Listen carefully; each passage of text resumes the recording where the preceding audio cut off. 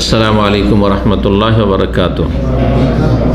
इन्नल हम्दुलिल्लाह नहमदुहु व नस्तईनुहु व नस्तगफिरुहु व नऊज़ु बिल्लाहि मिन शुरूरि अनफुसिना व मिन सय्यिआति अमालिना। मन यहदिहिल्लाहु फला मुदिल्ल लहु व मन युद्लिल फला हादिय लहु। व अशहदु अन ला इलाहा इल्लल्लाह वहदहु ला शरीका लहु व अशहदु अन्ना मुहम्मदन अब्दुहु व रसूलुहु सल्लल्लाहु तआला अलैहि व अला आलिहि व सहबिहि व सल्लम तस्लीमन कसीरा। या अय्युहल्लज़ीना आमनु तक़ुल्लाह हक़्क़ तुक़ातिहि व ला तमूतुन्ना इल्ला व अंतुम मुस्लिमून। या अय्युहन्नासु इत्तक़ू रब्बकुमुल्लज़ी ख़लक़कुम मिन नफ़्सिन वाहिदा व ख़लक़ मिन्हा ज़ौजहा व बस्स मिन्हुमा रिजालन कसीरा व निसाअ वत्तक़ुल्लाहल्लज़ी तसाअलून बिही वल अर्हम इन्नल्लाह काना अलैकुम रक़ीबा। या अय्युहल्लज़ीना आमनु इत्तक़ुल्लाह व क़ूलू क़ौलन सदीदा युस्लिह लकुम आमालकुम व यग़फ़िर लकुम ज़ुनूबकुम व मन युतिइल्लाह व रसूलहु फ़क़द फ़ाज़ फ़ौज़न अज़ीमा। अम्मा बाद फ़इन्न खैरल हदीस किताबुल्लाह व खैरल हदी हदी मुहम्मद सल्लल्लाहु अलैहि वसल्लम व शर्रल उमूरि मुहदसातुहा व कुल्लु मुहदसतिन बिदअह व कुल्लु बिदअतिन ज़लाला व कुल्लु ज़लालतिन फ़िन्नार। अऊज़ु बिल्लाहि मिनश शैतानिर रजीम। या अय्युहल्लज़ीना आमनु इन्नमल ख़म्रु वल मैसिरु वल अंसाबु वल अज़लामु रिज्सुम मिन अमलिश शैतान ফাজতানিবুহু লাআল্লাকুম তুফলিহুন। সম্মানিত ভাতৃমণ্ডলী, আল্লাহ রাব্বুল আলামিনের প্রশংসা এবং প্রিয় নবী সাল্লাল্লাহু আলাইহি ওয়াসাল্লামের উপর সালাত ও সালামের পর আজ বৃহস্পতিবার 14 শাওয়াল 1444 হিজরি মোতাবেক 4 মে 2023 আমাদের সাপ্তাহিক বিষয়ভিত্তিক আলোচনা। আজকের বিষয় হচ্ছে এমন একটি বিষয় যা ইহুদি নাসারা কাফেররা ব্যবহার করত, কিন্তু তাদের ষড়যন্ত্রের শিকার হয়ে এবং মুসলিম জাতির অধিকাংশ লোকের ঈমানের দুর্বলতার কারণে দ্বীন ইসলাম থেকে দূরে সরে যাওয়ার কারণে তারাও তাতে লিপ্ত হয়েছে। আর তা হচ্ছে মদ ও গাঁজার সেবন, তার ভয়াবহতা। মদ এবং গাঁজা, মদ পান, গাঁজার সেবন, এসব মুসলিমরা আজকাল অনেকেই করে থাকে। বড়ই ষড়যন্ত্র চলছে মুসলিম দেশগুলির বিরুদ্ধে, আর বিশেষ করে সৌদি আরবের বিরুদ্ধে। যেসব ইসলাম বিরোধী শক্তি, কুফরি শক্তি এবং সৌদি আরবের শত্রু শক্তি, সেগুলি এই সৌদি আরবে যে কিছু ইসলাম আছে তুলনামূলক অনেক ভালো অবস্থায়, সেই ইসলামটাকে কেড়ে নিতে চায়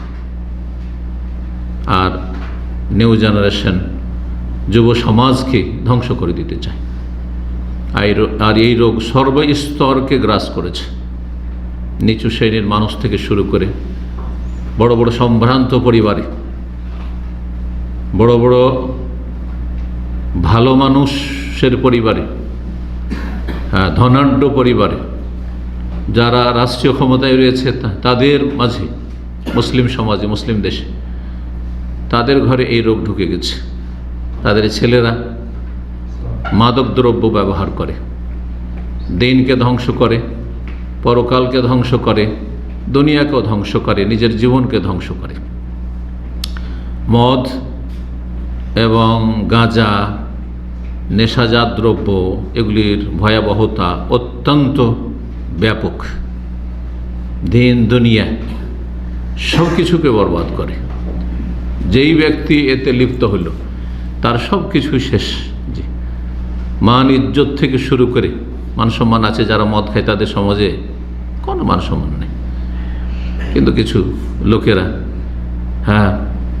পয়সা আছে, কোথায় খরচ করবে সেই শিক্ষা যেহেতু পায়নি, ইসলামের ধারে কাছে আসেনি, নামে মাত্র মুসলিম, যার ফলে মনে করে পয়সা আছে, সুতরাং মাদক দ্রব্যের ব্যবহার, মদ খাওয়া, এটি তাদের ফ্যাশনে পরিণত হয়েছে। কারণ তারা ওই লা তাত্তাবিউন্না সুনানা মান কানা ক্বাবলাকুম, নবী সাল্লাল্লাহু আলাইহি ওয়াসাল্লাম ভবিষ্যদ্বাণীর বাস্তবায়ন তাদের ক্ষেত্রে হয়েছে। তোমরা এক সময় আসবে যখন তোমাদের পূর্বের যেসব বিজাতি কাফের, ইহুদি, নাসারা, খ্রিস্টান, তাদের তোমরা অনুসরণ করবে, অন্ধ অনুসরণ করবে। পদে পদে। তারা যা খায় তাই খাবে, তারা যা পড়ে তাই পড়বে, সেটাকে মনে করবে সভ্যতা। তারা উলঙ্গ ঘোরাফেরা করে, উলঙ্গ ঘোরাফেরা আর অশ্লীলতা নোংরামিকে তোমরা সভ্যতা মনে করবে। তো এই মাদক দ্রব্য বা মদ গাঁজা এসবের ভয়াবহতা সম্পর্কে আজকে আলোচনা করব। মদ পান করা, গাঁজা, এমনকি ধূমপান করা, সেটা সিগারেট হোক, বিড়ি হোক, তামাক হোক, জর্দা হোক, তামাক জাতীয় যত কিছু রয়েছে সমস্ত কিছু এতে সামিল, যদিও একটি আরেকটির চাইতে বেশি মারাত্মক। সবগুলিকে একই স্তরে ফেলছি না, কিন্তু একটি আরেকটির চাইতে বেশি মারাত্মক। তামাকের ব্যবহার, আর সেটা আবার পুড়িয়ে বিড়ি সিগারেট আকার ব্যবহার, তার চাইতে মারাত্মক। তার চাইতে মারাত্মক হচ্ছে মদ, তার চাইতে ভয়াবহ মারাত্মক হচ্ছে গাঁজা, হেরোইন। আল্লাহ রাব্বুল আলামিন মুসলিম সমাজের যেন হেফাজত করেন, মুসলিম ভাই বোনদের আল্লাহ হেফাজত করেন এই অনিষ্ট থেকে। এই সমস্ত কিছু মদ, গাঁজা, নেশাজাত দ্রব্য, ধূমপান ইত্যাদি, এসব এমন কিছু যাতে মানুষের বিবেককে নষ্ট করে, বিবেক বুদ্ধিকে নষ্ট করে।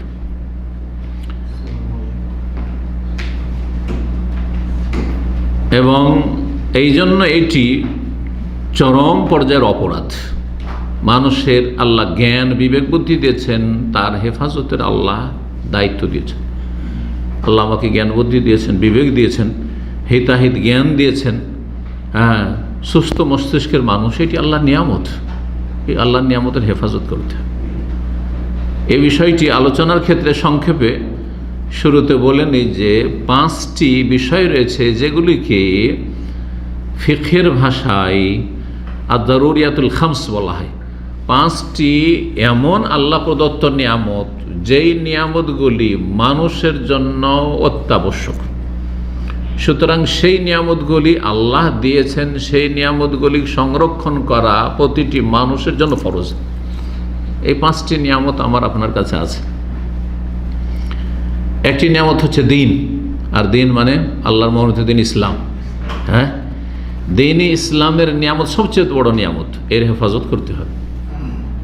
এই জন্য কুফর, শিরক, নাস্তিকতা, মুনাফিকি সবচেয়ে বড় অপরাধ, সবচেয়ে বড় অপরাধ, কারণ দিন তাতে ধ্বংস হয়ে যায়। 2 নম্বর নিয়ামত হচ্ছে নফস, মানুষের প্রাণ, জীবন। দিনের পরে সবচেয়ে মূল্যবান নিয়ামত কি? মানুষের জীবন। জীবন রক্ষা করতে হবে। অনেক সময় জীবন রক্ষার জন্য দিনের ক্ষেত্রে ছাড় আছে, বহু ক্ষেত্রে ছাড় দেওয়া হয়েছে ইসলামে, জান বাঁচাবার জন্য। হ্যাঁ, দিনের হারামকে হালাল করে দেওয়া হয়েছে, ফরজকে তখন ফরজের ক্ষেত্রে ছাড় দেওয়া হয়েছে। জীবনের হেফাজত করা, প্রাণের হেফাজত করা, হেফজুন নফস। এই জন্য আল্লাহ রাব্বুল আলামিন অন্যকে খুন করাও হারাম করেছেন, আর আত্মহত্যাও হারাম করেছেন, এবং এটি শিরক কুফরের পরে সবচেয়ে বড় অপরাধ। 3 নম্বর নিয়ামত হচ্ছে নেমাতুল মাল, ধন সম্পদের নিয়ামত। ধন সম্পদ ছাড়া একদিন চলতে পারবেন না, কারণ কিছু খেতে হবে, কিছু পান করতে হবে। খেলেও পয়সা লাগবে, আর পান করলেও পয়সা লাগবে। দেশে পানি ফ্রিতে পাচ্ছেন, মনে করছে ফ্রি পানি, কারণ নলকূপে পয়সা লাগে না। হ্যাঁ, পানিটা যাতে স্বচ্ছ হয়, পরিষ্কার পরিচ্ছন্ন, সেই জন্য পয়সা খরচ করতে হয় না। যেখানে সেখানে পানি খেতে পারবেন, সুস্থ থাকবেন ওইভাবে। ধন সম্পদের নিয়ামতের হেফাজত করতে হবে। এই জন্য আল্লাহ রাব্বুল আলামিন কি হারাম করেছেন? চুরি হারাম করেছেন, ডাকাতি হারাম করেছেন, ছিনতাই হারাম করেছেন, অন্যের ধন সম্পদ বেঈমানি করা হারাম করেছেন, এবং এর জন্য দণ্ডবিধান নির্ধারিত করেছেন। চুরি করলে হাত কাটা হবে, ডাকাতি করলে তার জন্য 3 রকমের শাস্তির কথা আল্লাহ বলছেন। ইন্নামা জাযাউল ইউহারিবুনা আল্লাহ ওয়া রাসূলাহু ওয়া ইয়াসআউনা ফিল আরদি ফাসাদান আন ইউকাত্তালু আও ইউসাল্লাবু আও তুকাত্তা আইদিহিম ওয়া আরজুলুহুম। হয় তাদেরকে হত্যা করা হবে, ডাকাতদেরকে, সেটা সরকার, পাবলিক নয়, গণপিটুনি দিয়ে। আর না হলে শুলে চড়ানো হবে, আর না হলে তাদের হাত পা কেটে নেওয়া হবে। হ্যাঁ, আর না হলে কি করা হবে? ইউনফাউ মিনাল আরদ, অথবা দেশ থেকে তাদেরকে নির্বাসিত, তাড়িয়ে দেওয়া হবে। নির্বাসন দিয়ে যদি শাস্তি দেওয়া সম্ভব, না হলে জেলে ঢুকানো হবে। আজকালকার নির্বাসন হচ্ছে জেলে ঢুকিয়ে রাখো, পচুক, কারণ দেশ থেকে তাড়িয়ে দিলে তো অন্য দেশে গিয়ে আশ্রয় পেয়ে যাবে, হ্যাঁ, পাপের দেশে গিয়ে আরও বড় অপরাধী হয়ে যাবে। 4 নম্বর নিয়ামত হচ্ছে ইজ্জত আবরুর নিয়ামত। প্রতিটি মানুষের ইজ্জত সম্মান রয়েছে, হ্যাঁ, আছে না? যতই আপনি একবার নিম্নমানের মানুষ হন না কেন, তার একটা মান সম্মান আছে, নেই? একটা গরিবের মেয়ের মান সম্মান নেই, ইজ্জত আবরু নেই? অবশ্যই আছে। ইজ্জত আবরু আল্লাহর দেওয়া নিয়ামত, সুতরাং এর হেফাজত করা ফরজ। আর এটাকে যারা নষ্ট করবে তাদের জন্য শাস্তি রয়েছে। এই জন্য জেনাকে হারাম করা হয়েছে, সমকামিতাকে হারাম করা হয়েছে। কারণ জেনা, সমকামিতা এসবের মাধ্যমে কি হয়? মানুষের ইজ্জত আবরু নষ্ট হয়ে যায়। 5 নম্বর নিয়ামতুল আকল, মস্তিষ্ক, বিবেক, বুদ্ধি, হিতাহিতি জ্ঞান। কত বড় নিয়ামত, চিন্তা করুন। একজন মানুষ সেটা হারিয়ে দিলে ওর নাম হয়ে যায় কি? মজনুন, পাগল, হ্যাঁ। আর মদ খেয়ে যদি মাতাল হয়ে যায়, হুঁশ জ্ঞান রায়, মাতাল, মাতাল। জি, একজন মদখোর এখানে যদি মাতলামি করে, ওর কোনো সম্মান আছে? হ্যাঁ, ধাক্কাতে ওকে তাড়াই দেবে, তাই না? একটা পাগল যখন পাগল হয়ে যায়, আর তাকে বলে যদি এইভাবে ছেড়ে দেওয়া হয় তো ভয়, তখন তাকে শিকল দিয়ে বেঁধে রাখে তার হাত পা। কত বড় নিয়ামত তাহলে সেই ব্যক্তি হারিয়ে দিয়েছে। চিন্তা করুন তো দেখি, এই নিয়ামতগুলি কখন আমার মূল্যায়ন করেছি, কত করেছি? 5টি নিয়ামত, এই আকলের নিয়ামত, বিবেক বুদ্ধির নিয়ামতের হেফাজত করতে হবে। আর এইটাকে যারা নষ্ট করে তারা হচ্ছে চরম অপরাধী। এই জন্যই মদ আর মাদক যত দ্রব্য রয়েছে, নিশাজাত দ্রব্য, সবগুলো কি করা হয়েছে? হারাম করা হয়েছে। এই আলোচনা যদি একটু বিস্তারিত করতাম তাহলে এতে ঘন্টা পার হয়ে যেত, কিন্তু কয়েক মিনিটের মধ্যে ভূমিকাতে এই কথাগুলো এই জন্য বললাম যে মদ কেন হারাম, হ্যাঁ, মাদক দ্রব্য সেবন কেন হারাম। এই মদের ব্যবহার বা মাদক দ্রব্যের ব্যবহার হচ্ছে কাবিরা গুনাহ, কোনো সাগিরা গুনাহ নয়, কাবিরা গুনাহ। বরং এটি হচ্ছে উম্মুল খাবাইস, সমস্ত পাপ আর নোংরামি, নোংরা কথা কাজের মূল জড়। সমস্ত পাপের মূল হচ্ছে মদ। মদ খাইয়ে দিয়ে যে কোনো পাপ করানো যায়, কারণ ওর তো হুঁশ নেই। কিন্তু একজন সুস্থ মস্তিষ্কে সব পাপ করাইতে পারবেন না, হয়তো একটা দুটো ক্ষেত্রে বিভ্রান্ত করে সব কাজ তাকে করাইতে পারবেন না। কিন্তু মদ যে খেয়ে নিয়ে তার আর বিবেক বুদ্ধি নেই, আর ওর হুঁশ জ্ঞান আর নেই। আল্লাহ রাব্বুল আলামিন এই জন্য মদকে হারাম করেছেন কয়েকটি স্তরে গিয়ে। কারণ আরব জাহিলি যুগে কাফেরেরা অধিকাংশই মদে ডুবেছিল। তাদেরকে মদ থেকে ফেরানো, হ্যাঁ, একেবারে প্রথমবারে একবার বলেই, হ্যাঁ, অত সহজ ছিল না। ইসলামকে অস্বীকার করে দেবে, ইসলাম কবুল কর, না না না, পারবো না, মদ ছাড়তে পারবো না। চিন্তা করুন, একজন কেউ যদি ইসলাম কবুল করতে আসে আর সারা জীবন, হ্যাঁ, যদি সে মদখোর হয়, মদ ছাড়া একদিনও থাকতে পারে না, তাকে যদি প্রথমখানে যদি লাগাম লাগিয়ে দেন যে মদ খেতে পাবি না, কিন্তু বুঝছেন না, আমি ইসলাম কবুল করবো না, বলবে না, বলবে না। এই জন্য 3 স্তরে গিয়ে আল্লাহ রাব্বুল হারাম করেছেন। সর্বশেষ স্তরে আল্লাহ যে হারাম করে, সূরা মায়েদার আয়াত নম্বর 90-91 মহান আল্লাহ ইরশাদ করেছেন এই মদ সম্পর্কে। সবগুলি আয়াত এখানে নিয়ে আসলাম না এই মর্মে, সময়ের স্বল্পতার কারণে। ইয়া আইয়ুহাল্লাযীনা আমানু, হে ঈমানদারগণ, ইন্নামাল খামরু, নিঃসন্দেহে শুনে রাখো, মদ, খামর, ওয়াল মাইসির, জুয়া, ওয়াল আনসাব, এবং প্রতিমা পূজা, ওয়াল আজলাম, এবং কোনো কিছু দিয়ে ভাগ্য নির্ণয় করা, যে ভাগ্য আমার ভালো না মন্দ, কোনো কিছুকে ভালো মন্দের মাপকাঠি মনে করা। সকালবেলা বেরোলেন আর দেখছেন যে একটা অ্যাক্সিডেন্ট হয়ে আছে, রাস্তায় দেখছেন নামতেই একটা মারাত্মক অ্যাক্সিডেন্ট, যাচ্ছিলাম সফরে, আজকে মনে হয় সফরটা ভালো হবে না, হ্যাঁ, যাবো না আজকে, ফিরে চলে এলেন না। শিরক, এটি আত্মীয়ারা তো শিরক।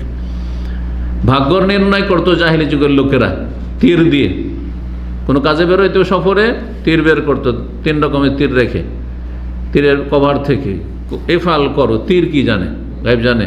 ঠিক এই আকীদাই আপনি চিন্তা করছেন যে জাহিলি যুগের লোকের এরকম করতো। এখনো মুসলিম সমাজে টিকটিকি যদি টিক টিক টিক টিক করে, কি বলে এই কথাটা ঠিক যে বলছিলাম না, আমার কথাটা ঠিক। তা আপনি তো সেম ওই জাহিলি যুগের ওই মক্কার কাফের মুশরিকদের মতোই আপনার আকীদা। কোথায় আছেন আপনি? অথচ আপনি নামাজ রোজা করছেন, এই নামাজ রোজা কি কাজ হবে শিরকি আকীদা নিয়ে?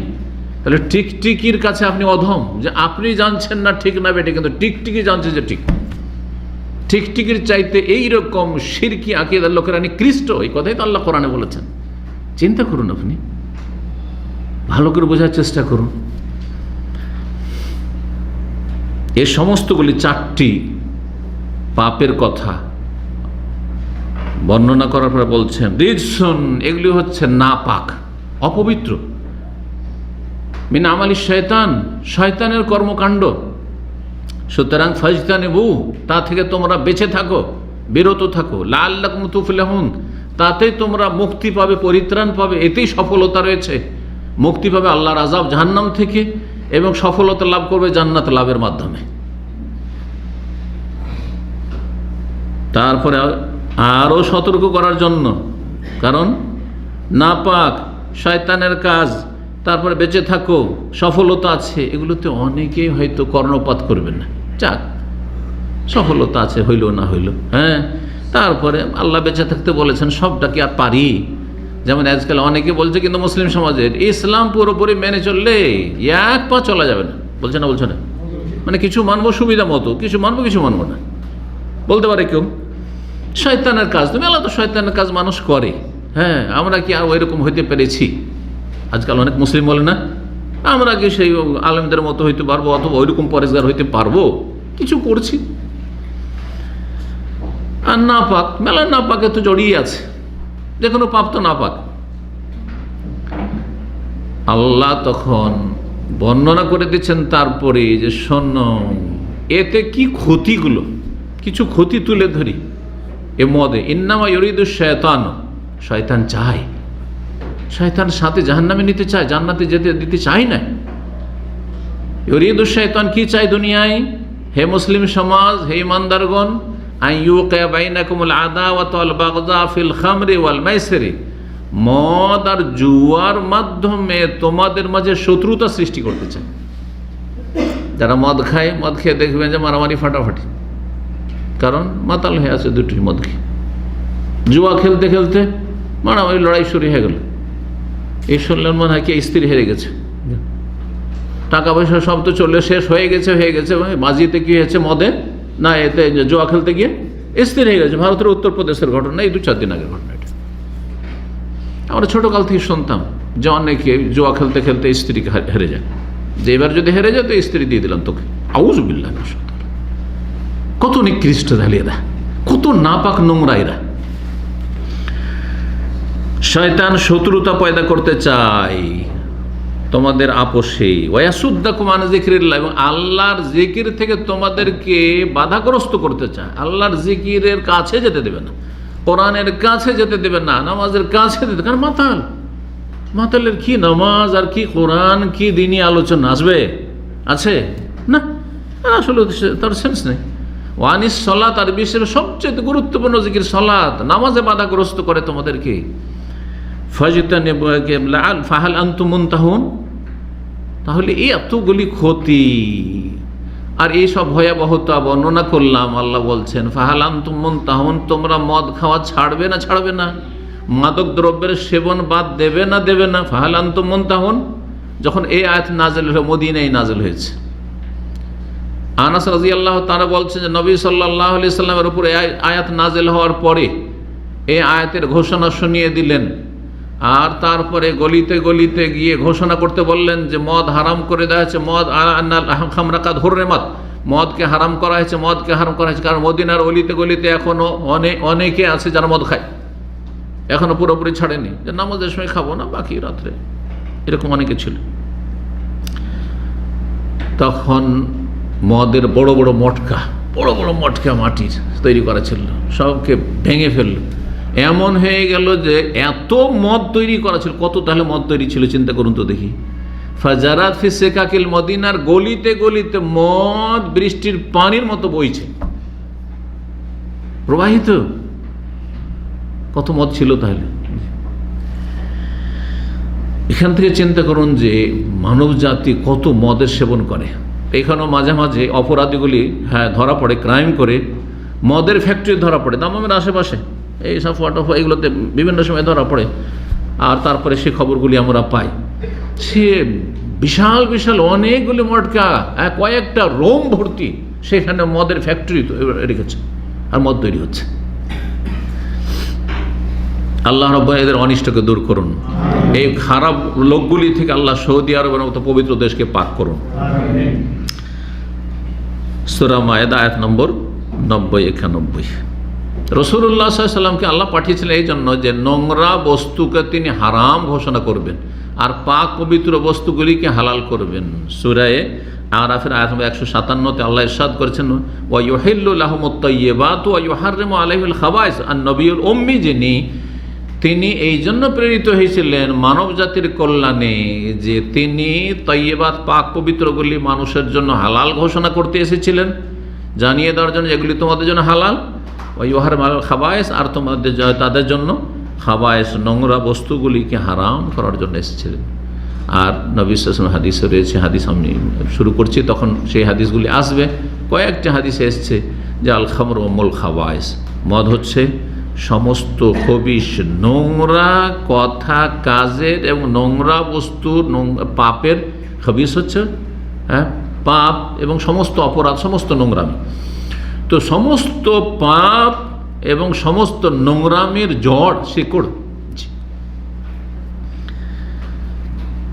হাদিস শুনে আপনাদেরকে এই মাদক দ্রব্য সম্পর্কে বা মদ সম্পর্কে জাবের রাদিয়াল্লাহু তাআলা আনহু থেকে সহিহ মুসলিম হাদিস রয়েছে 3732 নম্বর হাদিস। বলছেন তিনি, কালা রাসূলুল্লাহ রাসূলুল্লাহ কুল্লু মুসকিরিন হারাম, প্রত্যেক নেশা আর বস্তু হচ্ছে হারাম।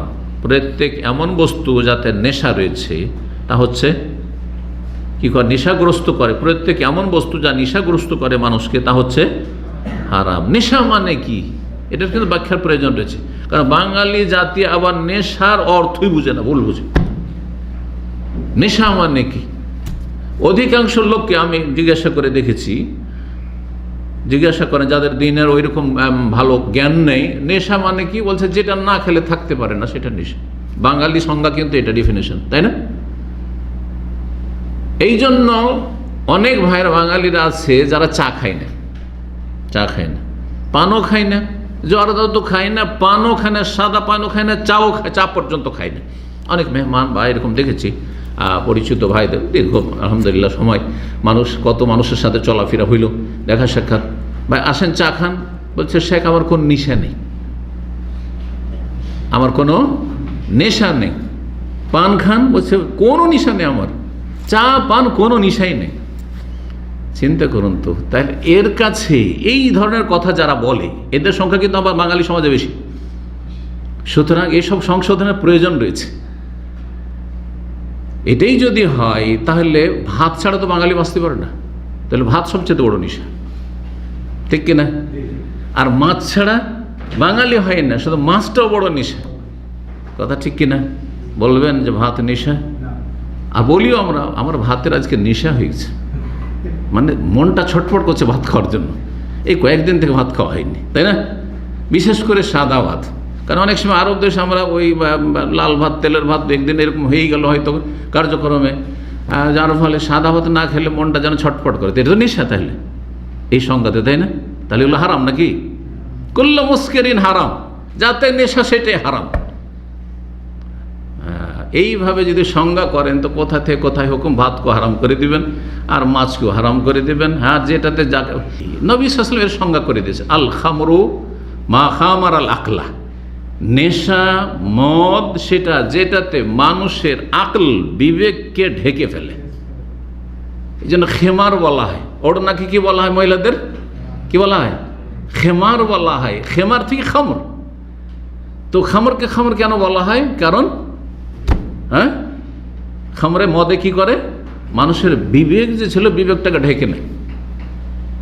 যতক্ষণ জাগ্রত ছিলেন তখন অতক্ষণ আপনার বিবেক কাজ করছে, ঘুমিয়ে গেলে আর বিবেক কাজ করছে না। বিবেককে এখন ঘুম এমনভাবে ওর উপরে ছেয়ে গেছে যে আর আপনার বিবেক কাজ করছে না। আশেপাশে কে কথা বলছে, আমার পক্ষে না বিপক্ষে, কিছু শোনেন না কিন্তু গভীর ঘুম হইলে, ঠিক না? খামর ওই রকমই, যে মাতাল হয়ে যায় মদ খাওয়ার পরে, যাতে নেশা রয়েছে, তারপরে তাকে ভালো বলছেন মন্দ বলছেন না, সে কি বলছে তাও জানে না যে কি বলছে, যার ফলে তার দ্বারা সমস্ত অপরাধ সম্ভব। এটা আমার মা, এটা আমার স্ত্রী, এটা আমার খালা, এটা আমার ফুফু, এটা আমার বোন, আর এটা স্ত্রী, দুটো তো পার্থক্য করার ক্ষমতা নেই। তাহলে কত নোংরামি চিন্তা করুন তো দেখি। ওর দ্বারা কোন অপরাধ হইতে পারে না? কে ভালো কে মন্দ, কে সৎ কে অসৎ, কোনটা কথা বলতে হবে কোনটা কথা বলতে হবে না, কোনো জ্ঞান নেই তার। তার জ্ঞানকে, আকলকে কি করেছে? ঢেকে নিয়েছে। জি হ্যাঁ। সুতরাং এর মধ্যে আপনি আবার ফেলে দিবেন না সেভেন আপ আর পেপসি।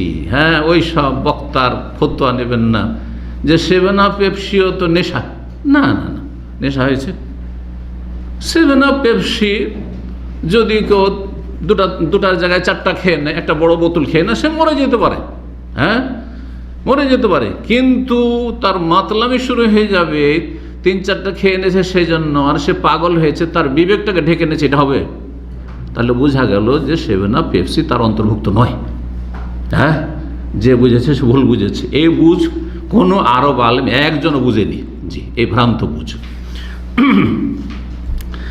তো কুল্লু মুস্কিরিন হারাম, যাতে মানুষকে নেশাগ্রস্ত করে, বিবেক ঢেকে নেই, হুঁশ জ্ঞান নেই। এত সুন্দর সুস্থ মস্তিষ্কে ছিলেন, আর এখন কিছুই আপনি উপলব্ধি করেন না, হারাম তাহলে খেয়েছেন আপনি। তারপরে বলছেন রাসূলুল্লাহ সাল্লাল্লাহু আলাইহি ওয়াসাল্লাম, ইন্না আল্লাহি আযজা ওয়া জাল আহদান, আল্লাহর পক্ষ থেকে প্রতিশ্রুতি রয়েছে, আল্লাহর পক্ষ থেকে মানব জাতির সাথে আহাদ, চুক্তি রয়েছে। কি রয়েছে? লেমাই ইয়াশরাবুল খামরা, ওই সমস্ত ব্যক্তি সম্পর্কে যারা মাদক দ্রব্যের সেবন করে, মদ গাঁজা খায়, আইয়াসকিয়াহু মিন তিনাতিল খাবাল, তাদেরকে তিনাতুল খাবাল পান করাবেন। আল্লাহর ওয়াদা, কি পান করাবেন তাদেরকে? তিনাতুল খাবাল। তিনাতুল খাবাল কি জিনিস সাহাবীরা বুঝতে পারেননি। কালু ইয়া রাসূলুল্লাহ, সাহাবীরা ইয়া রাসূলুল্লাহ ওমা তিনাতুল খাবাল। তিন মানে কাদা হয়, তাহলে কোনো লিকুইড জিনিস, হ্যাঁ সেটা, হ্যাঁ তরল জিনিস, তাহলে সেটা। আর খাবাল মানে হচ্ছে ফাসাদ, মানে যেটা হচ্ছে সড়া পচা, শাব্দিক অর্থ। কিন্তু সড়া পচা এমন কিছু তরল জিনিস, সেটা কি? তাহলে শাব্দিক অর্থ করেও কিন্তু কিছু বোঝা গেল না, তাহলে এর ভাব অর্থ করতে হবে, যেটা নবী সাল্লাল্লাহু আলাইহি ওয়াসাল্লাম থেকে শিখে নিয়েছেন সাহাবায়ে কেরামগণ, তাই না? নবী সাহেব তফসির থাকার পরে আমার আপনার তফসির করার কোনো অধিকার আছে? কোনো অধিকার নাই। কিন্তু কালা, সাহাবীরা জিজ্ঞাসা যখন করলেন, ইয়া রাসূলুল্লাহ ওমা তিনাতুল খাবাল, তিনাতুল খাবাল তো বুঝতে পারলাম না। কালা আরাকু আহলিন নার আও ওসারাতু আহলিন নার, বর্ণনাকারী সন্দেহ হচ্ছে আরাক বলেছিলেন অথবা ওসারা বলেছিলেন। জাহান্নামীরা যে জাহান্নামে জ্বলবে, জ্বলে জ্বলে যে রক্ত আর পুঁজ বেরোবে, সেই রক্তপুঁজ, রক্তপুঁজ, জাহান্নামীদের রক্তপুঁজ কাকে খাওয়ানো হবে? এই মদখোরদেরকে, এই নেশাখোরদেরকে, জি এই গাঁজাখোরদেরকে। জি, সহিহ মুসলিমের হাদিস। 2 নম্বর হাদিস, আবু মালিক আশআরী রাদিয়াল্লাহু তাআলা আনহু বর্ণিত, তিনি বলছেন যে রাসূলুল্লাহ সাল্লাল্লাহু আলাইহি ওয়াসাল্লাম কাছে তিনি শুনেছেন, ইয়াকুল লা ইয়াশরাবান্না নাসু মিন উম্মাতিল খামর, আমার উম্মতের অনেক লোক আছে যারা মদ পান করবে, কিন্তু ইউসাম্মুনাহা বিগাইরি ইসমিহা, তার নাম বদলে দিবে। তার নাম পরিবর্তন হয়ে গেলে যদি বাস্তবতা পরিবর্তন না হয়, তাহলে হুকুম সেটাই থাকবে। এখন মদের নাম কেউ যদি মদ না বলে, অন্য কোনো নাম, আজকাল মেলার নাম হয়েছে, ইংরেজিতে মেলার নাম আছে, আরও বিভিন্ন ভাষাতে নাম আছে, এমনকি আরবিতে নাম আছে। মদখোররা মদকে আরবিতে কি বলে জানেন? শারাবের রুহি। হ্যাঁ, আধ্যাত্মিক পানীয়, হ্যাঁ রুহানি পানীয়, কত চমৎকার নাম। হ্যাঁ, যেমন বেশ্যাদের খুব একটি চমৎকার নাম আজকাল আবিষ্কার করেছে। হ্যাঁ, কথা বোঝা গেছে? শিকলার লোকেরা যারা বলছে সব কিছুতে স্বাধীনতা, শুধু ধর্মীয় স্বাধীনতায় তারা বাধা দেয়, হেজাব করায় বাধা দেয়, বোরকা পরতে বাধা দেয়, দাড়ি রাখতে বাধা দেয়, কিন্তু ইসলামের শত্রুতা করে যা কিছু করুক না কেন, পাপ করে, তাতে কোনো বাধা নেই। বলছে যে যৌন স্বাধীনতা, বাক স্বাধীনতা, হ্যাঁ যৌন স্বাধীনতা, লজ্জা স্থান আমার, আমি যেখানে ইচ্ছা স্বামীকে দিলাম, নয় আর কাউকে দিলাম। হ্যাঁ, লজ্জা স্থান আমার, সুতরাং আমি স্ত্রীর কাছে গেলাম না, আর কাউরির কাছে গেলাম। এটা হচ্ছে সেকুলারদের কথা বুঝে গেছে না? ব্যক্তি স্বাধীনতা, সাংবাদিকতার স্বাধীনতা বলছে না, ইসলামের বিরুদ্ধে বলে সাংবাদিকতার স্বাধীনতা। কিন্তু রাষ্ট্রপতি প্রধানমন্ত্রী সম্পর্কে যদি বলা হয়, কোনো রাজা সম্পর্কে যদি বলা হয়, তখন আর স্বাধীনতা নেই, তখন স্বাধীনতা কেড়ে নেওয়া হবে। এর নাম স্বাধীনতা? স্বাধীনতাই যদি হয় তাহলে যে কোনো বিষয় বলবো, শুধু ইসলাম ধর্ম সম্পর্কে?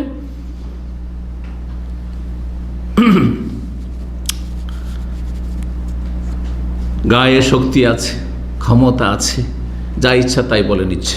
কিন্তু এই শক্তি একসময় যখন ঠান্ডা হয়ে যাবে আল্লাহ রাব্বুল আলামিনের ইচ্ছায়, এবং এটা ঠান্ডা করার জন্য মুসলিমদেরকে শক্তিশালী হইতে হবে। প্রথম ঈমানের ক্ষেত্রে, ঈমানের ক্ষেত্রে মুসলিম জাতি এত দুর্বল হয়ে গেছে যে বাকি যে শক্তির প্রয়োজন তাহলে এই বাতিলপন্থীটা ঠান্ডা হবে, সেই শক্তি শুধু মুখে বললে হবে না, কারণ ঈমান ইসলাম থেকে অনেক দূরে মুসলিম জাতি চলে গেছে। তো এমন একটা সময় আসবে যে মদ পান করবে আর মদের নাম দেবে অন্য কোনো নাম। মুসনাদ আহমদ আবু দাউদের হাদিস, হাদিসটিকে আল্লাহ আলবানী সহি বলেছেন। 3 নম্বর হাদিস শুনুন, আব্দুল্লাহ বিন আমর বিন আস রাদিয়াল্লাহু তাআলা আনহু থেকে বর্ণিত, তিনি বলছেন কালা রাসূলুল্লাহ সাল্লাল্লাহু আলাইহি ওয়াসাল্লাম বলেছেন, মান শারিবাল খামরা ওয়া সাকির, কেউ যদি মদ পান করে আর সে নেশাগ্রস্ত হয়ে যায়, মদ পান করলো, মদ পান করাই কাবিরা গুনাহ, কিন্তু তারপরে মদ পান ধরেন যদি 1 ঢোক 2 ঢোক খায় তো নেশা আসবে না হয়তো, কিন্তু 1 গ্লাস খেয়েছে নেশা চলে এসছে, 2 গ্লাস, তো তাহলে কাবিরা আরও, সেটা অপরাধটা আরও বাড়ছে, আরও অপরাধ বাড়ছে, কিন্তু হারাম, 1 ফোঁটাও হারাম। জি, মানুষের বল খামরা কেউ যদি মদ পান করলো অশাকের আর তারপর নেশাগ্রস্ত হয়ে গেল, লাম তুকবাল্লাহু সালাতু 40 সাবাহান, 40 দিনের সালাত কবুল হবে না, 40 দিনের নামাজ তার কবুল হবে না, কোনো নেকি লিখা হবে না, কোনো নেকি লিখা হবে না। মদ পান করে মানে নেশাগ্রস্ত অবস্থায় পড়েনি, সুস্থ মস্তিষ্ক, মদ খেয়েছে রাত্রে আর সকালে ফজর পড়েছে, 5 ওয়াক্ত নামাজ পড়েছে, তখন নেশা ছিল না ফজরের সময়, কিন্তু তারপরও একবার মদ খেলে 40 দিনের নামাজ কবুল হবে না। সহি হাদিসে, কয়েকটি হাদিসে মর্মে রয়েছে। ওয়াইন মা, তার এই অবস্থায় যদি মারা যায় মদ খেয়ে বিনা তবায়, দাখাল্লান নার, জাহান্নামে প্রবেশ করবে, জাহান্নামে যাবে, কিন্তু স্থায়ী নয়।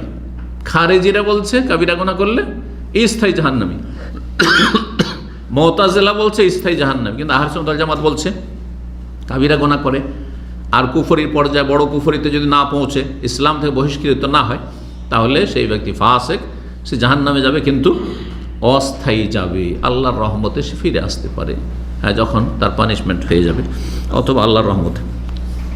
ফাইন তাওবা তাওয়াল্লাহ, কিন্তু সে তওবা করে নাই তো আল্লাহ তওবা তার কবুল করবেন। ওয়াইন আদা, দ্বিতীয়বার আবার যদি পান করে, ধরেন 40 দিন পরে আরেকবার পান করেছে, ফাশারিবাদ, আর পান করার পর ফাসাকির, নেশাগ্রস্ত হয়ে গেল, লাম তুকবাল্লাহু সালাতু 40 সাবাহান, 40 দিনের নামাজ কবুল হবে না। তাহলে যারা প্রতি সপ্তাহে পান করছে বা মাসে পান করছে, হ্যাঁ, 1.5 মাস 2 মাসে পান করছে, তাদের সারা জীবনের কোনো ফরজ নফল কিছুই কবুল হয় না, নামাজ কবুল হয় না তাদের। ফাইন মাতা দাখাল্লাহ, এই অবস্থায় যদি মারা যায় বিনা তওবা, তাহলে জাহান্নামে যাবে। ফাইন তাওবা তাওয়াল্লাহ, তওবা করলে আল্লাহ তওবার রাস্তা খোলা আছে, যখন মরণ আসেনি আর পশ্চিম দিক থেকে সূর্য উঠেনি, এই দুটো সময় কিন্তু তওবা দরজা বন্ধ হয়ে যায়। মরণ আসলে প্রত্যেকের সামনে তওবা দরজা বন্ধ, যার মরণ আসলো তার সামনে তওবার দরজা বন্ধ, অন্যদের জন্য খোলা আছে, কিন্তু পশ্চিম দিক থেকে সূর্য উঠে গেলে সবার সামনে তওবার দরজা বন্ধ হয়ে যায়, তখন আর আমার আপনার না, সবার, সারা দুনিয়ার কোনো মানুষের তওবা কবুল হবে না।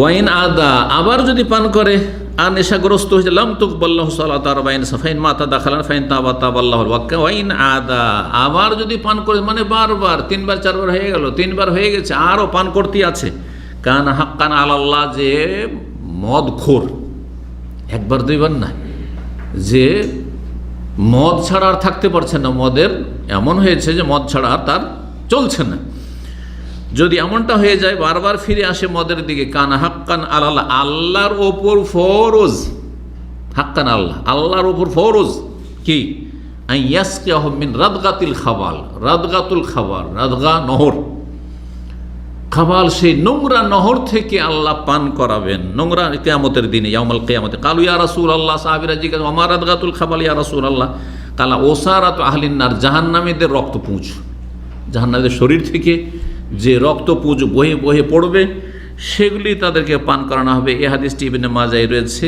এবং হাদিস হচ্ছে সহিহুল জামেতে আল্লামা আলবানী 6313 নম্বর হাদিস সহি বলেছেন। 4 নম্বর হাদিস শোনাই মদ সম্পর্কে। আব্দুল্লাহ বিন আমর বিন আস রাদিয়াল্লাহু তাআলা আনহু থেকে বর্ণিত, তিনি বলছেন কালা রাসূলুল্লাহ সাল্লাল্লাহু আলাইহি ওয়াসাল্লাম, রাসূল বলেছেন আল খামরু উম্মুল খাবাইস, মদ হচ্ছে সমস্ত নোংরামির জড়, সমস্ত পাপের মূল। উম্মুন মানে কি? মা। তো মক্কাকে যে উম্মুল কোরা বলা হয়, কোরা কারিয়াতুনের বহু বচন মানে নগরী। সারা পৃথিবীতে যত নগরী রয়েছে সমস্ত নগরীর মা। উম্মুন মানে মাও হয়, উম্মুন মানে আসল হয়, জড় হয়, শেকড় হয়, মূল হয়। জি, কারণ মা হচ্ছে আসল মূল, মা হচ্ছে মূল। আল খামরু উম্মুল খাবাইস ফামান শারিবাহা, কেউ যদি মদ পান করে লাম তুকবালহু সালাতু 40 ইয়াওমান, 40 দিনের নামাজ কবুল হবে না। ফাইন মাতা ওয়াহিয়া ফি বাতনিহি, আর কেউ যদি মারা যায় এই অবস্থায় যে মদ এখনো হজম হয়ে পেশাব পায়খানা হয়ে বেরিয়ে যায়নি, পেটে মদের কিছু অংশ বাকি আছে, ওই অবস্থায় যদি মারা যায় মাতা মিতাতান জাহেলিয়া, তাহলে সে জাহিলিয়াতের মরণ মরবে। জি, সে কুফরির একটা অংশের উপর মরবে, বড় কাফের হয়ে যাবে না, তবে একটা অবস্থায় বড় কাফের হবে যদি হালাল মনে করে। একটা কোনো গুনাহকে যদি কেউ হালাল মনে করে কাবিরাকে, তাহলে সেই ব্যক্তি তখন আর ফাসেক থাকে না, কি হয়ে যায়? কাফের হয়ে যায়। যেমন ব্যভিচারকারী, জেনাকারিনী কাফের না ফাসেক? পাপিষ্ট, কাফের নয় যদি সেটাকে পাপ মনে করে। কিন্তু যদি মনে করে যে ধর্ষণ হচ্ছে পাপ, হ্যাঁ, কিন্তু সম্মতি যদি থাকে যুবক যুবতীর, আর 18 বছর বয়স হয়ে গেছে, সুতরাং মানে চলবে এখন, যেমন পশ্চিমা বিধানের, পশ্চিমা ধর্ম এটা, এই ধর্ম কিন্তু প্রায় মুসলিম দেশে এই বিধান রয়েছে যে সাবালক সাবালিকা যদি আপস যদি কি করে, সেক্স করে, তো সেটা অপরাধ নয়, বাস মানে জনসমাজে করিও না, রাস্তাঘাটের আশেপাশে করিও না, এতটা। এই জন্য তো তাদের পতিতার লাইসেন্স দেওয়া হচ্ছে। হ্যাঁ, যে কথাটা বলছিলাম ভুলে গেছি, বেশ্যাদের একটা বড় ভদ্র নাম দেওয়া হয়েছে। কি নাম দেওয়া হয়েছে? যৌনকর্মী। তার মানে তারা কোনো অপরাধ করে না। হ্যাঁ, আপনি টেলারি করছেন, সে যৌনকর্ম করছে, বোঝা গেছে? কেউ ঘড়ির মেকানিক, কেউ এসির মেকানিক, আপনি ও যৌনকর্মী। হ্যাঁ, ওর একটা পেশা আছে। কত অপরাধী এরা, চরম অপরাধী এরা, পাপকে হালকা করে দিয়েছে। এখান থেকে শিক্ষা, নাম বদলালে আসল বিষয় বিধান বদলে না, হারাম। জি, যে কথা বলছিলাম, কেউ যদি মনে করে যে সম্মতিতে যদি জেনা হয় তাহলে যায়, তাহলে সে মুসলিম নয়, সে কাফের। কিন্তু সুতরাং ইসলাম সম্পর্কে জ্ঞান থাকতে হবে। অধিকাংশ মুসলিম যারা জানলে শিক্ষিত, তাদের এই জ্ঞানটা নেই। ছেলে সাবালক, মেয়েও সাবালিকা, অসুবিধা নেই, যা হয়ে সম্মতি থাকলে ধর্ষণ তো করেনি, আউযুবিল্লাহি মিনাশ শাইতানির, কাফের সে এই আকীদাতে, মুসলিম নয়। মদকে কেউ যদি হালাল মনে করে পান করে, তাহলে সেই ব্যক্তি মুসলিম থাকবে না, মুসলিম থাকবে না, জাহিলিয়াতের মরণ মরবে, মানে কাফের হয়ে মরবে। আর যদি হারাম মনে করে যে হারাম, কিন্তু আমি এই নেশা ছাড়তে পারছি না, আমি জানছি যে পাপ, হ্যাঁ, হুজুর দোয়া করিয়েন, ওই পার্টি আছে না মুসলিম সমাজে, বিশেষ আমাদের সমাজে তো আছে, মানে হুজুরের একটা সম্মান আছে।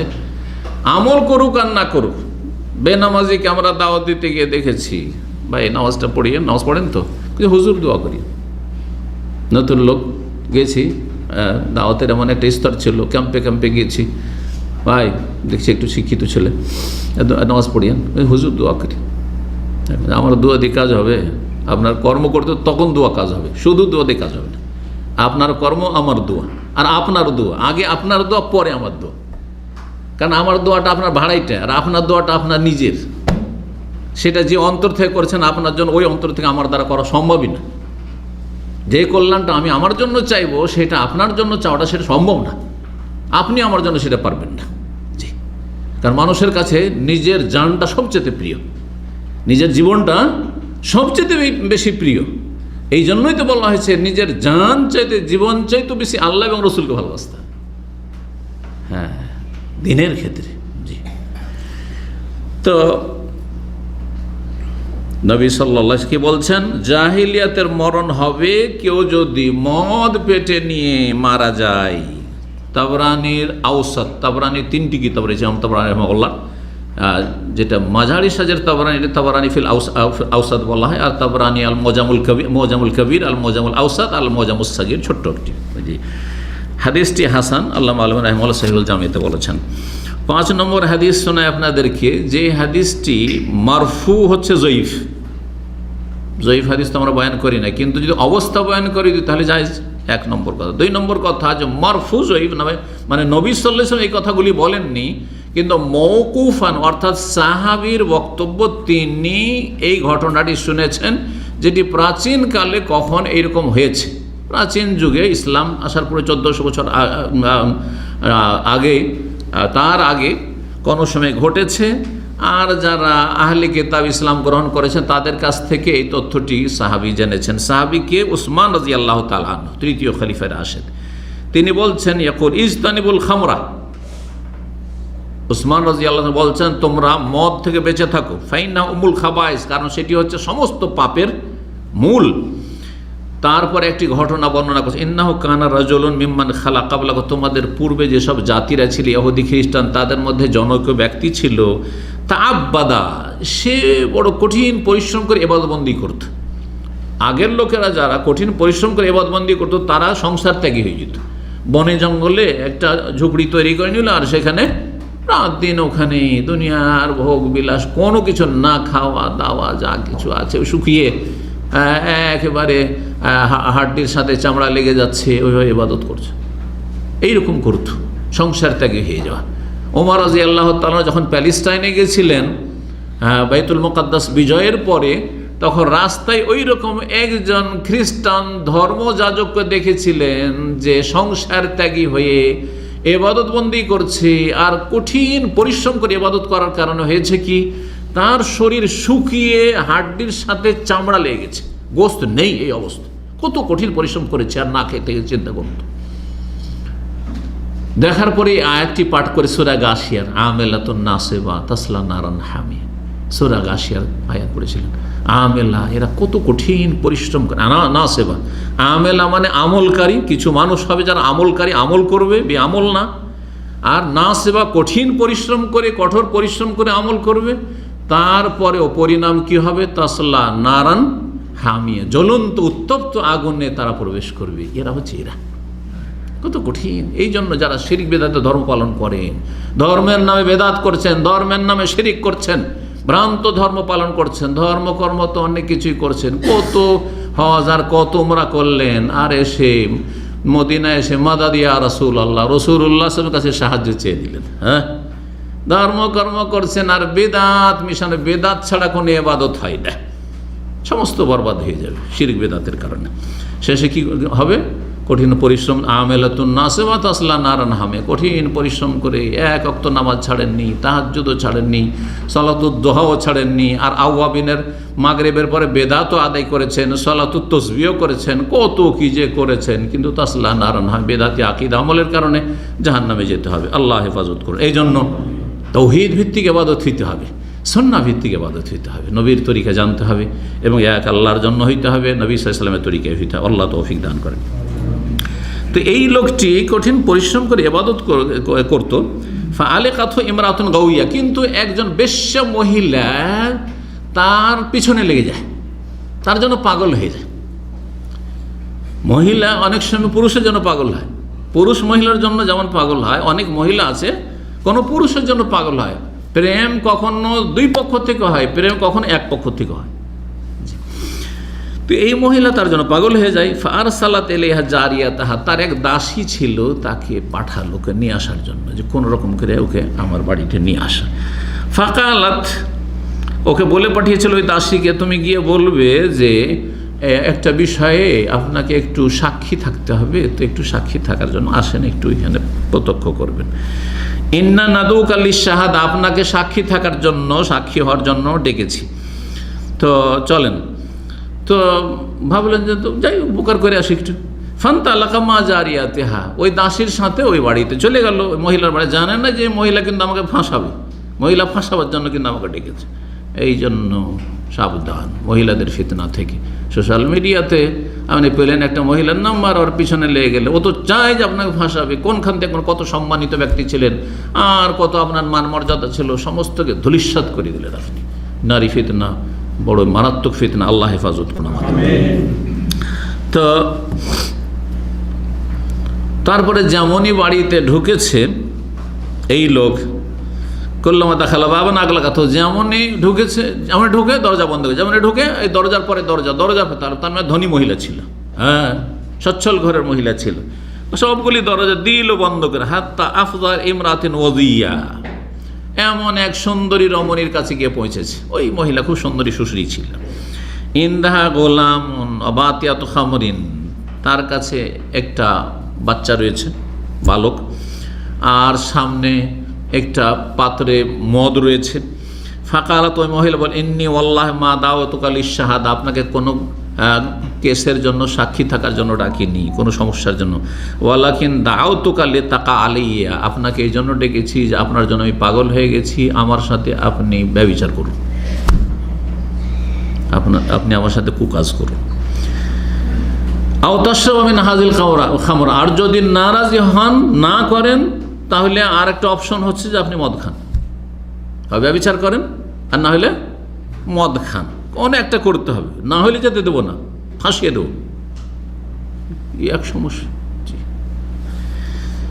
আও তাকতুল হাযাল গোলাম, আর একটা অপশন হচ্ছে, আর না হলে এই যে বালকটা আছে একে খুন করতে হবে, হয় খুন করো, না হলে কি করো, জেনা করো, না হয় খুন করো, আর না হলে মদ খাও। তিনটেই কাবিরা গুনাহ। দেখো জান তো বাঁচবে না, জান বাঁচাইতে হবে, মান বাঁচাইতে হবে, তো তিনটার হালকা ওকে মনে হলো জাহেল। এই জন্য জাহেল হয়ে ইবাদত বন্দি করা, আলেম হয়ে ইবাদত বন্দি করা, দুটোতে পার্থক্য আছে, দুটোতে পার্থক্য আছে। ইসলামের যার যত বেশি জ্ঞান থাকবে তত বেশি শয়তানের অনিষ্ট থেকে সুরক্ষিত থাকবে, আর যার যত কম জ্ঞান, অল্প জ্ঞান নিয়ে বেশি আমল করলেই কিন্তু ভ্রান্ত ধর্মের পথিক হইতে পারেন আপনি। তো এই লোক ভাবলো যে আমি তো ভালো মানুষ, কি করে বা জেনা করবো আর কি করে বা খুন করব। তখন সে বলল যে ফাসকিনি মিন হাযাল খামর, ঠিক আছে একটু মদ দাও, তাহলে মদ খেয়ে নিয়েছে। ফাসাকাতু কাসান, এক কাপ বা এক গ্লাস তাকে মদ দিয়ে দিল। কালা জিদুনি, খাওয়ার পরে পাগল হয়ে গেছে, বলছেন আরো দাও, আরো দাও। ফালাম ইয়ারেম, থামে না, 2 গিলাস 3 গিলাস 4 গিলাস, গ্লাস পরে গ্লাস খেতে আছে। হাত্তা ওয়াকা আলাইহা, তারপরে মাতাল হয়ে গেছে। মাতাল হওয়ার পরে হুঁশ দিশা তো নেই, তখন ওই মহিলার সাথে জেনাও করলো, জেনা করলো, কিন্তু মাতাল, তখন হুঁশ দিশা তো নাই, তারপরে ওই বালকটিকে খুনও করলো। এক অপরাধে সবগুলি অপরাধ করে ফেললো। উম্মুল খাবাইস হইল কি হলো না? সমস্ত পাপের মূল। মদ খাওয়ার পরে যে কোনো পাপ হইতে পারে, যে কোনো অন্যায় হয়ে যেতে পারে, কারণ তার হুঁশ জ্ঞান কাজ করে না, বিবেক আর নেই, তার হারিয়ে ফেলেছে। তারপরে বলছেন উসমান রাদিয়াল্লাহু তাআলা আনহু যে ফাজতানবুল খামরা, সুতরাং তোমরা মদ থেকে বেঁচে থাকো। ফাইন্নাহা ওয়াল্লাহি, আল্লাহর কসম করে বলছে, লা ইজতামার ঈমান ওয়া ইদমানুল খামর, ঈমান, একজন মুসলিমের ঈমান এবং মাদক বা মদের নেশা একত্রিত হইতে পারে না, একত্রিত হইতে পারে না। ঈমানও আছে, আপনি মুমিন মুসলিম, আর মদের নেশাও আপনার আছে, মদ ছাড়া থাকতে পারেন, এটা হইতেই পারে না। যদি হয় এইরকমটা, তো জানবে যে আর একটিকে তাড়িয়ে দেবে। আগে আপনি মুমিন ছিলেন, এখন মদের আপনার নেশা হয়ে গেছে, তার মানে ইল্লা লা ইউশিকু আন ইউখরিজা আহাদুহুমা সাহিবাহু, একটি আর একটিকে তাড়িয়ে দেবে। হয় ঈমানে আপনার মদের নেশাকে তাড়াবে, আর ঈমান যদি দুর্বল হয়ে পড়ে তার সাথে লড়াই করে, তাহলে ঈমানকে তাড়িয়ে দিয়ে আপনাকে কাফের, মুশরিক সব কিছু বানিয়ে দিতে পারে। যখন মদ খেয়ে নিয়েছে, তো মদ খাওয়ার পরে সেজদাও করতে পারে দেবদেবীকে, তার তো হুঁশ জ্ঞান কিছুই নেই, যা করতে বলবে তাই করে ফেলবে। মদ খাওয়া লোককে আশা করি আপনারা অনেকে দেখেছেন হয়তো, মদ খাওয়ার পরে ড্রেনে যে কাঁচড়া রয়েছে, কাঁচড়াতে খাচ্ছে। আউযুবিল্লাহ, আউযুবিল্লাহ। হাদিসটি সুনান নাসাইতে রয়েছে, আল্লাহ আলবানী হাদিসটিকে বলেছেন যে যায়ীফুন মারফুআন, নবী সাল্লাল্লাহু আলাইহি ওয়াসাল্লামের হাদিস বলে যে বর্ণনা করা হয়েছে সেখানে দুর্বল, কিন্তু সাহিহুন মওকুফান, উসমান রাদিয়াল্লাহু তাআলা আনহুর বক্তব্য, তিনি কারো কাছ থেকে শুনেছেন যারা নিউ মুসলিম, ইসলাম গ্রহণ করেছে খ্রিস্টান ধর্ম থেকে, তো এই মর্মে সহিহ। হাদিস 6 নম্বর হাদিস আপনাদেরকে শোনাই। যাতে নেশা আসে অল্পতে নেশা আসবে না, কিন্তু নেশা আসার জন্য হয়তো মদ 1 গ্লাস বা তার বেশি লাগতে পারে, জানি না আমি। কিন্তু যদি কেউ অল্প করে পান করে সেটাও হারাম। এই মর্মে দলিল মুসনাদ আহমদে, আবু দাউদ, তিরমিজি, ইবনে হিব্বানে রয়েছে। জাবের রাদিয়াল্লাহু তাআলা আনহু বর্ণনা করছেন, বলছেন কালা রাসূলুল্লাহ সাল্লাল্লাহু আলাইহি রাসূলুল্লাহ বলছেন মা আসকারা কাসীরুহু ফাকালিলুহু হারাম। যার বেশি পরিমাণে নেশা নিয়ে আসে তার অল্পটাও হচ্ছে হারাম, অল্পটাও হচ্ছে হারাম। এখানে একটি কথা বলে দিই, ভারত বাংলাদেশে বাঙালি সমাজে তাল আর খেজুরের রস খাওয়া অভ্যাস আছে না নেই? শীতকালে ঠান্ডা করে যদি খান তো কোনো অসুবিধা নেই, ঠান্ডা সাথে সাথে শীতকালে ঠান্ডাই সকাল সকালে খেয়ে নিচ্ছেন, হ্যাঁ সেটা রোদে গরম হয়নি, কোনো অসুবিধা নেই।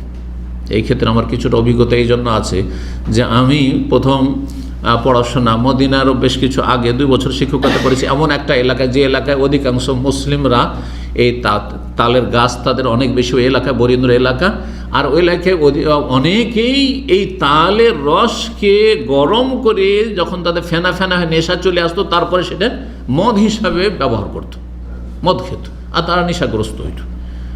একজন আমার সে মাদ্রাসার মসজিদের মুসল্লি, নামাজও পড়াইতাম আমি, মুসল্লি, তার সম্পর্কে জানতাম যে এই লোক ওই তালের রস খায়, তালের মদ খায়, তো কিন্তু কোনোদিন দিনে খাবে না, বড় চালাক বান্দা। ওই 1400 বছর আগে যখন মদ হারাম হয়নি পুরোপুরি, তখন যেমন কিছু কিছু সাহাবী কি করতেন, এসা পড়ে গিয়ে বাড়ি থেকে মদ খেললেন, যে এখন তো খেয়ে ছাড়তে তো পারছি না, আর সারা দিনও খেতে পারছেন, কারণ ঘন ঘন নামাজ, জোহর, আসর, মাগরিব, এশা, তো এসা পড়ে গিয়ে খেয়ে নি, তো আর তারপরে ফজর আগে আগে নেশা চলে গেছে, আর ফজরে এসে হাজির। এই লোকও ঠিক, হ্যাঁ 70 বছর বয়স, রাহিমাহুল্লাহ, আল্লাহ মাফ করে, 5 ওয়াক্ত নামাজ পড়তো মসজিদে এসে, আমার সে মসজিদে, কিন্তু সে ওই নেশা করে আসতো। গ্রামের লোক যারা ভালো মতো তাদের কাছ থেকে জানতাম যে এই লোকটা কিন্তু এতে অভ্যস্ত, এই তালের এই মদ খাওয়া, রস খাওয়া অভ্যস্ত, আর তাতে নেশাগ্রস্ত হয়। এক সময় যখন তখন খেত, এখন তোবা করেছে, কিন্তু তারপরও ছাড়তে পারে না, এসা পরে খায়, আউযুবিল্লাহ। তো যাই হোক, কি বলছিলাম, এটা যদি ঠান্ডা অবস্থায় খান তো অসুবিধা নেই, সেটা এমনি রস, যেমন খেজুরের রস খাচ্ছেন, অনেকে খেয়ে থাকেন, কোনো অসুবিধা নেই। কিন্তু সেটা যদি গরম করে দেন, আর গরম করার পর তাতে নেশা চলে এসছে, আর বা 2-3 দিন থেকে গেছে, তারপর 2-3 দিন পরে খাচ্ছেন, নেশা চলে এসছে, সেটা যদি 2 গিলাস 3 গিলাস খাওয়ার পরে নেশা আসে, সেটার 1 ঢোকও হারাম। এই হাদিস স্পষ্ট করে মা আসকারা কাসীরুহু, যার বেশি পরিমাণে নেশা নিয়ে আসে তার অল্পটাও হারাম। হাদিস সহিহ। 7 নম্বর হাদিস আপনাদেরকে শুনে, আব্দুল্লাহ বিন উমর রাদিয়াল্লাহু তাআলা আনহু হতে বর্ণিত, মদের সাথে সংশ্লিষ্ট যত লোক হতে পারে সবার উপর লানত করা হয়েছে।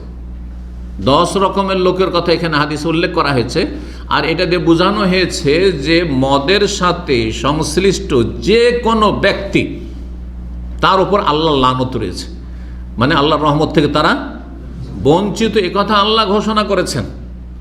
আর আল্লাহর রহমত থেকে বঞ্চিত করা ঘোষণা, তার মানে হচ্ছে এই মদের সাথে সম্পর্ক রাখা হচ্ছে কাবিরা গুনাহ। শুধু মদ খাওয়া নয়, মদের ক্ষেত্রে, মদ পানের ক্ষেত্রে, মদ ব্যবসার ক্ষেত্রে কোনো রকম সহযোগিতা করা, পরিবেশন করা। যেমন পশ্চিমা দেশে যেসব লোকেরা চলে যান, আর যাওয়ার পরে অশিক্ষিত মানুষ, তার এমন কোনো প্রফেশন নাই যে সেটা প্রফেশনাল কোনো কাজ পাবে, কাজ কাম পায় না, আর হালালে মন সন্তুষ্ট হয় না, পরিতুষ্টি হয় না, হালালে কত টাকা ইনকাম করবো, তখন কি করে, বা কিছুই পায় না, কি করে, রেস্টুরেন্টে, ইউরোপে গিয়ে, আমেরিকায়, কানাডা গিয়ে, অস্ট্রেলিয়া রেস্টুরেন্টে চাকরি করে। রেস্টুরেন্ট মানে সেখানে মদ, আমি মদ খাই না, তো কি করে, মদ পরিবেশন করে। আপনার উপর লানত। এরা অনেকেই কিন্তু আল্লাহকে ভয় করে, কিন্তু এই পেটের দায়ে দেশ ছেড়ে চলে গেছে, আর দেশে ফিরতে পারছে না।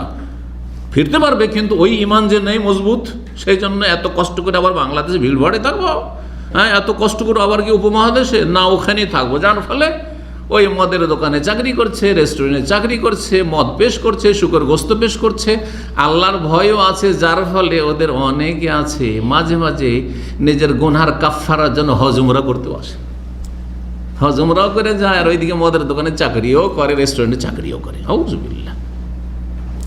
জীবনে বৈপরীত্য। ভালোও করছেন আবার মন্দও করছেন না, এমনটা যাতে না হয়। তওবা করে ফিরে আসেন আল্লাহর দিকে, আল্লাহ রাব্বুল রুজিতে বরকত দেবেন। হালাল ব্যবস্থা রয়েছে, কিন্তু আপনার ধৈর্যের প্রমাণ দিতে হবে, ধৈর্য ধরতে হবে। আল্লাহ তৌফিক দান করেন। তো নবী সাল্লাল্লাহু আলাইহি ওয়াসাল্লাম বলছেন, লানাল্লাহুল খামরা, আল্লাহ লানত করেছেন মদের উপরও লানত। আর লানা সারে বাহা, মদ খোর, যে মদ খায় পান করে তার উপরও লানত। ও সাকিহা, মদ যে পান করাই, নিয়ে গিয়ে পেশ করলো, স্যার নিয়ে এসে টেবিলে দিল, তার উপরও লানত। কাজের ছেলে, কাজের মেয়ে, অথবা যারা রেস্টুরেন্টে কাজ করে।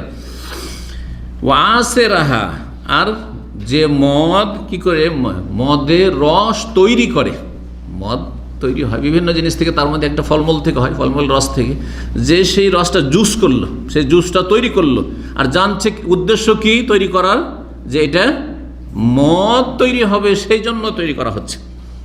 সুতরাং কেউ যদি খেজুরের রস, হ্যাঁ আপনার যে কাজগুলি করে, খেজুর গাছ উঠে বা তালের গাছ উঠে সেই রসটাকে নামায়, আর তারপরে যাদেরকে দিচ্ছে, বিক্রি করছে, বা যাদের জন্য নিয়ে যাচ্ছে, জানছে যে এরা কি করবে, এটা মদ হিসাবে ব্যবহার করবে, যখন নেশা আসবে তখন পান করবে, তাহলে তার উপরও লানাত।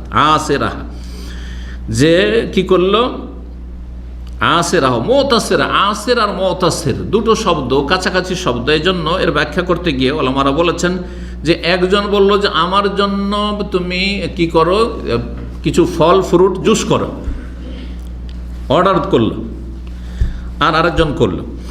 আর যে মুতাসির সে নিজেই করলো, নিজের জন্য করলো, নিজেই সরাসরি নিজেই সেই জুসটা তৈরি করলো, তারপরে সেটা মদ হিসাবে ব্যবহার করলো। অবায়াহার, যেই ব্যক্তি সেলসম্যান, মদের সেলসম্যান। অমুবতাহার, খরিদ্দার, যেই ব্যক্তি ক্রয় করলো। ও হামেলাহার, যেই ব্যক্তি বহন করলো, নিয়ে আসলো। অল মোহামুলাত, যার কাছে বহন করে নিয়ে যাওয়া হইল। সৌদি আরব মদ বিক্রি হয় কীভাবে জানেন? একবার আমাদের এক কলিগ দাহি ভাই দেখে নিয়েছে, একজন আসলো, আসার পরে ওই ডাস্টবিনের পাশে ঘোরাঘুরি করছে, এর নিচে এইখানে ঘোরাঘুরি করছে, অনেক বছর আগের কথা বলছে। তো ঘোরাঘুরি করতে করতে কি একটা যেন ডাস্টবিনে রেখে দিল। ডাস্টবিনে মানুষে ভাববে যে কি কোন কিছু ফেললো, হ্যাঁ ডাস্টবিনে কোনো ময়লা কাঁচড়াই ফেললো, ডাস্টবিনে রেখে দিল। তারপরে ও কিন্তু দাঁড়িয়ে আছে, একটু সন্দেহ হচ্ছে যে এখানে ঘুরফির করছে, এদিক ওদিক তাকাচ্ছে, তারপরে কেন কাঁচড়া ফেলবে, কারো দিকে তাকাবে না, ফেলে দিয়ে চলে যাবে, তাই না? তো ওই দিক ওদিক দেখার পরে রেখে দিয়ে চলে গেল, তারপরে ফেলে দিয়ে। একটু পরে আরেকজন আসছে, শিক্ষিত লোক, তার চেহারা দেখে মনে হচ্ছে একজন শিক্ষিত লোক। আর আসার পরে সে ডাস্টবিনে হাত দিয়ে উঠিয়ে নিয়ে চলে গেল, টেলিফোন করা আছে যে ওই মুখ ডাস্টবিনে ফেলে এলাম, তুমি নিয়ে। যারা অসৎ চরিত্রের লোক এই দেশকে কিভাবে ধ্বংস করার চেষ্টা করছে, আল্লাহ এদেরকে নির্মূল করুন, এদেরকে নিশ্চিহ্ন করুন আল্লাহ রাব্বুল আলামিন। তাদের ভাগ্যে যদি হেদায়েত থাকে, আল্লাহ তুমি তাদেরকে হেদায়েত দান করো। তো যার কাছে বহন করা হবে, যে বহন করবে। ও আকেলা সামানে হার, যে এর মূল্য খেলো। একজন হয়তো বড় পয়সাওয়ালা, এইসব বড় বড় যে মদের পয়সা, বড় বড় ফ্যাক্টরি ধরা পড়েছে, এর পিছনে কিন্তু বড় কোনো ব্যক্তি আছে, ও বসে আছে, ওর নামে শুধু চলছে, ওর ইশারা ইঙ্গিতে কোথায় থেকে কোথায় পাস করে এগুলো চলছে। হেরোইন গাঁজার ক্ষেত্রে এইরকম হচ্ছে। তো আল্লাহ হেফাজত করুন। তার উপর লানত রয়েছে। সমস্ত উদ্দেশ্য হচ্ছে এই হাদিসের 10 রকমের কথা উল্লেখ করার পরে যে এই রকম যে কোনো রকমের সম্পর্ক, ভাষ্যকার কোনো এই হাদিসে ব্যাখ্যা করতে গিয়ে বলেছেন, এমনকি মদের আপনার কেনা বেচা হচ্ছে, সেখানে একজন সাক্ষী, হ্যাঁ লিখিত, সেখানে উদাহরণ সাইন করতে হবে, কেউ সাইন করলো, কেউ যে কোনো রকমের সহযোগিতা হোক না কেন। মদের ক্ষেত্রে সে ক্লার্কের কাজ করছে, অফিসিয়াল কাজ করছে, কম্পিউটারে সে কি আসলো এন্ট্রি করছে, তারপরে এই যারা স্টোর কিপার ইত্যাদি সমস্ত কিছু যারাই এর সাথে সম্পর্ক রাখবে সবার উপর লানত রয়েছে। আল্লাহর রহমত থেকে এরা বঞ্চিত। 8 নম্বর হাদিস, আর এই হাদিসটি দিয়ে শেষ করছি, হাদিস আমার শেষ।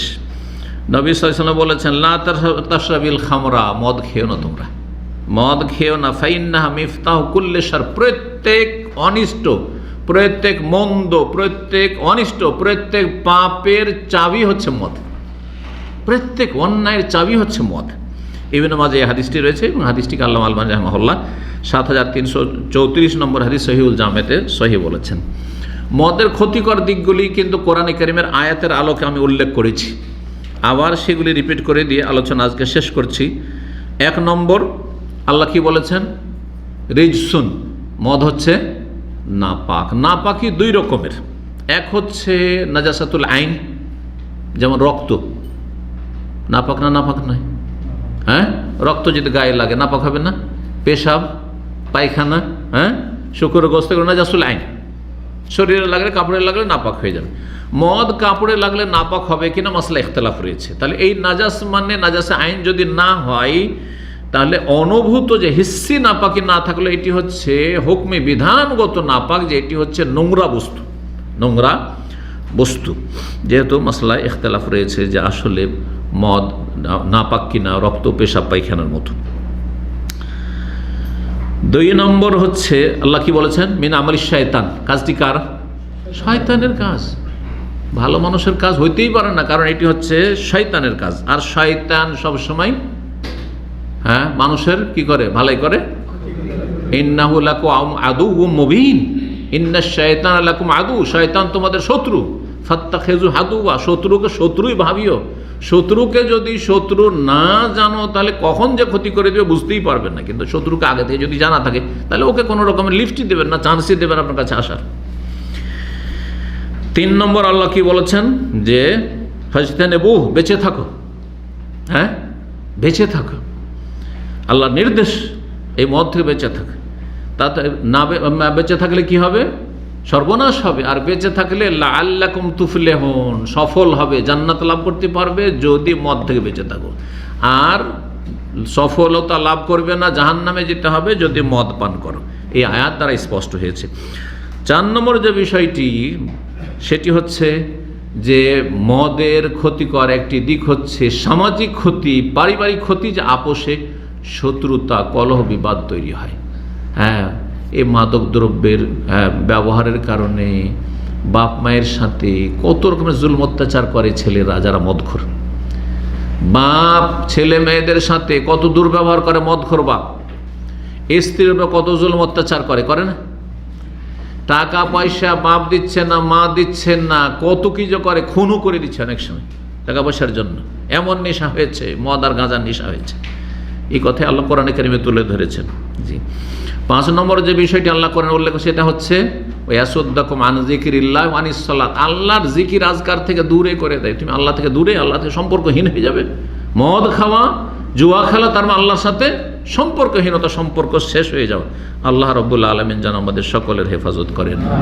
আল্লাহ রাব্বুল আলামিন যেন মদ, মাদক দ্রব্য আর এরকম যত কিছু রয়েছে যেগুলি আমাদের দিন দুনিয়ার ক্ষতি করে, আল্লাহ রাব্বুল আলামিন আমাদেরকে পুরোপুরি বেঁচে থাকার তৌফিক দান করেন। মুসলিম জাতিকে আল্লাহ বেঁচে থাকার তৌফিক দান করেন। মুসলিম যুবকদেরকে আল্লাহ বেঁচে থাকার তৌফিক দান করেন। মুসলিম দেশগুলিকে আল্লাহ যেন বাঁচিয়ে রাখেন। মুসলিম সমাজকে, মুসলিম পরিবারকে আল্লাহ রাব্বুল আলামিন এইরকম খাবিস, নোংরা, উম্মুল খাবায়েস, সমস্ত পাপ, নোংরামের যে জড় মূল, এই রকমের পাপ থেকে আল্লাহ যেন বেঁচে থাকার, ফিরে আসার তৌফিক দান করেন। ওয়া সাল্লাল্লাহু সাল্লাম আলা নবিয়িনা মুহাম্মদ ওয়া আলা আলিহি ওয়া সাহবিহি আজমাইন।